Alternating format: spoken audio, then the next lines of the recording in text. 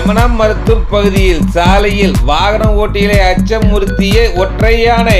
திருவண்ணாமலை மாவட்டம் ஜமனா மருத்துவ பகுதியில் ஆலங்காயம் செல்லும் சாலையில் வாகன ஓட்டிகள் வழக்கம் போல் தங்கள் 2 சக்கர வாகனம் 4 சக்கர வாகனங்களில் சென்று கொண்டிருந்தனர்.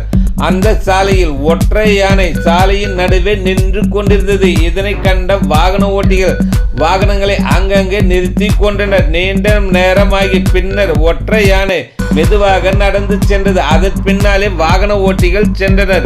இருந்தும் ஒற்றை யானை ஒரே பகுதியில் நின்று விட்டது. இதனை கண்ட வாகன ஓட்டிகள் பயந்தனர்.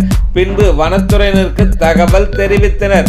ஆலங்காயம் வனத்துறையினர் அங்கு விரைந்து வந்து சாலையில் நின்றிருந்த யானையை பட்டாசு வெடித்து வனப்பகுதியில் விரட்டி அடித்தனர். இருந்தும் அப்பகுதி மக்கள் அச்சமுடனே இருக்கின்றனர். இது குறித்து வனத்துறையினர் கூறியது, யானைகள் உள்ளிட்ட வனவிலங்குகள் தண்ணீர் உணவு தேடி வனப்பகுதியை விட்டு வெளியே நீண்ட தூரம் பயணிக்கிறது, குடியிருப்பு பகுதிகளுக்கும் செல்கிறது. இதனை தடுக்க வனப்பகுதியின் நடுவே ஆங்காங்கே தண்ணீர் தொட்டிகள் வைத்து நிரப்பி வருகின்றன. இருப்பினும் விலங்குகள் உணவுக்காக இது போன்ற காடுகளிலிருந்து வெளியேறுகிறது என்று தெரிவித்தனர்.